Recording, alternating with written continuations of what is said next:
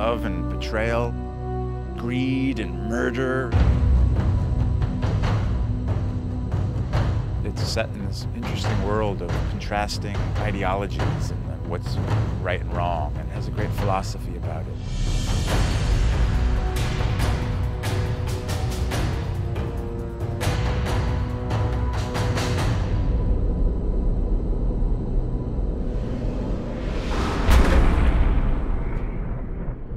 Game of Thrones is about power struggles in a fantasy kingdom called Westeros, and it's about a struggle for the Iron Throne, which is the seat of power in this kingdom. There's a war coming, Ned. I don't know when, I don't know who we'll be fighting, but it's coming. At the core of it, there's a conflict for power between two great houses initially, House Stark and House Lannister. The other major houses are all contenders as well. It's a suitably complicated political situation. The old truth that power corrupts, I think, is very valid, and it shows in this series. You see characters that come into power and how they change. In a way, it's about how people forget to see the bigger picture. There's a common threat that everybody kind of ignores because they're too busy pursuing their own interests. And meanwhile, outside the Seven Kingdoms, two great threats are rising, one across the sea in the exiled Targaryen siblings, and another one far to the north, beyond the Wall, which is the boundary of the Seven Kingdoms, in lands of perpetual ice and cold, where a supernatural threat is stirring. It's very different from anything that's been done. I can't think of another fantasy which is as dark as this one is, which is as gritty and as real. Every single character is incredibly complex. You think you know them, you think you've got them pegged as what they seemingly are, but they really aren't. Is there someone in your service whom you trust completely? Yes. The wiser answer was no, my lord. It's not a good guys, bad guys story. It's a story where everybody is pursuing their own interest and everybody is following their own code, and it's about those interests and those ethics coming into conflict with each other, and it just provides a much richer story than the guys in white beating the guys in black. Lord Baelish, perhaps I was wrong to distrust you. Distrusting me was the wisest thing you've done since you climbed off your horse. It's quite a big, sprawling, epic kind of story, and fascinating characters, different characters, very rich, sort of tasty characters in there. You don't know who they all are and how they fit in. Shouldn't be out here, my lord. There's no telling who has eyes where. Let them look. So I've found it's very dense and it's very multi-layered. I think that's what I found quite intriguing and quite fascinating about this thing.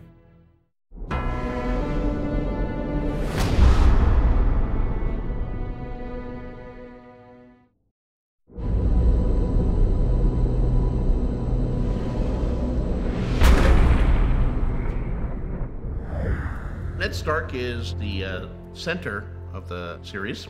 He's very realistic, quite a pragmatic character. This is fine work. It's not for sale. If his lordship wants the helmet, I made it for me. forgive him, my lord. There's nothing to forgive. He's principled, he has values, and above all, he's very loyal, you know, and that's something that he demonstrates on many occasions. You helped me win the Iron Throne, now help me keep the thing. We were meant to rule together. Ned is the Lord of Winterfell, and he's married to Catelyn Tully. Together they have a number of children. 17 years ago, you rode off with Robert Baratheon. You came back a year later with another woman's son. Jon Snow, he's of an age with Robb, the eldest son, and they're closest brothers. I would say Jon Snow is a young hero in a lot of ways. Well, Lord Snow, it appears you're the least useless person here. Personally, I think there's a hell of a lot of inner turmoil if he's fighting between his ambition to be someone and to make a mark on things. I'm ready. You're not going. You're no ranger, chap. Here. The man gets what he earns.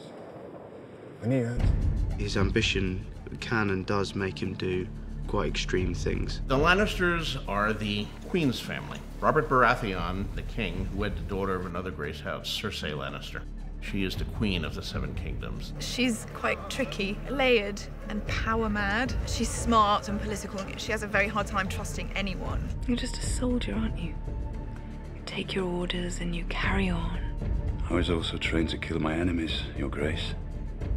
As was I. There's a definite sense with Cersei that if it will further her game of power, she'll get rid of anybody. It doesn't really matter. Jaime, her twin brother, is one of the members of the King's Guard. It would be good to have you on the field. The competition has become a bit stale. I don't fight in tournaments, because when I fight a man for real, I don't want him to know what I can do. He is a soldier, and he doesn't care about the politics. He knows the game, and he does not want to be directly involved in it. Cersei and Jaime also have another brother, Tyrion Lannister.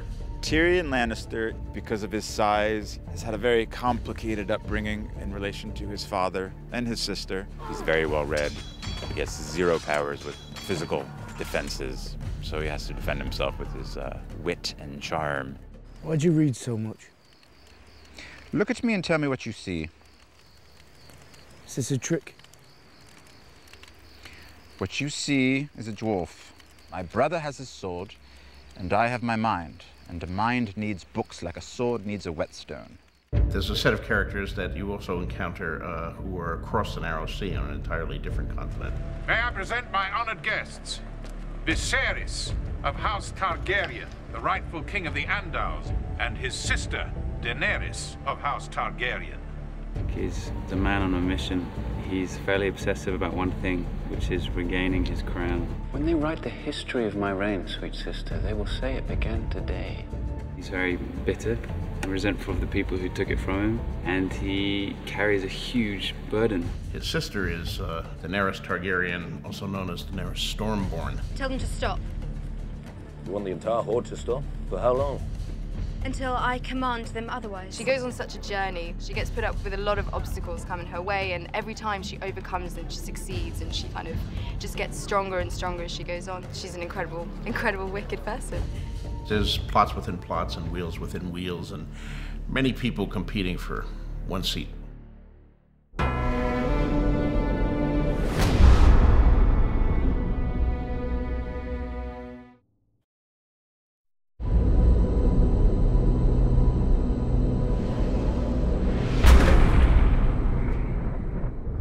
Going into this, it's always been something very important to us, that things never look fake. For us, it's more about creating this world and making it an authentic and believable world, but it's not our world. We were lucky enough to have the help of a tremendously gifted art department. I'm responsible for the look of the show, from the kind of the floor to the sky. I'm working out what the CGI is going to be, the whole look of it from there downwards, so that we have a complete look to the series. You've got to create a world from scratch that feels like you're in a different time and different place. So it's creating different environments that work, that feel real but don't feel like, you know, either contemporary or known periods. That's the main thing. The biggest challenges have been, I guess, the scale of the event. We've created very high standards for ourselves. It's a lot of bits to this, and it just has been a lot of stuff to pull together. Gemma Jackson really ranged far and wide to find the artistic resources and the stylistic resources to give us a world we haven't seen before. There's an Arctic wasteland, which is very far north, and you go all the way to a more desert wilderness and everything in between. Our brief was to try to combine interesting visual elements from a lot of different societies and periods. So we spent a lot of time researching medieval Europe. We looked at Oriental influences, we looked at Asian influences, we looked at the subcontinent, we looked at African influences. We tried to find references from a lot of different civilizations in different times and combine them. You try and create a world that's based in real physics, even if it's fantasy. There has to be a reality to it, or it will just look like a set.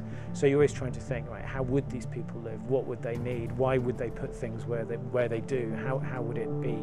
I think the approach we want to take is that, yes, it is fantasy, but it's very grounded in reality. And I think we want to make it as real as possible. And that's the same approach we're taking with absolutely everything. And I think as the series goes on, you'll see the great difference between the 4 worlds in which the series inhabits. So it's very important that it have a completely different look, and that the light be different, and the topography. We've been given the luxury of being able to span various countries. So we scouted probably, 14 different countries when we're trying to decide where to shoot and why ultimately we decided to shoot in Northern Ireland. You drive 25 minutes and you're at some beautiful forest somewhere, and you drive 45 minutes and you're at this great old castle. It's a huge scale. Shooting simultaneously in 2 different countries as Malta and Ireland is a challenge, but it's great fun. We love it. It's one of the fun things about this show is that we get to make it up. We're not hewing to any particular historical period, absolutely. This is a fantasy series, and that gives us a lot of freedom, and that's part of the fun of it. Fantasy is always bigger. I mean, fantasy is larger and more colorful and more exciting, I think, than history. So you take your inspiration from something in history, you make it much bigger and perhaps more dramatic. It's just the best story. It's fascinating, and there's so many twists and turns, and when you think you've got it figured, it completely changes its mind, and you follow it and you get excited by it. There's real emotion and there's real relationships that you can understand and relate to, and it's just brilliant. It's a wonderful story. This interesting combination of a very real world with an overlay of fantasy is a pretty intriguing combination, and I think it's something that you see nowhere else on television currently. I don't think anybody will do it quite the way HBO does. What do you know about fear? Fear is for the winter, when the snows fall 100 feet deep. Fear is for the long night, when the white walkers move through the woods. When the sun hides for years, and children are born and live and die, all in darkness. That is the time for fear, my lord.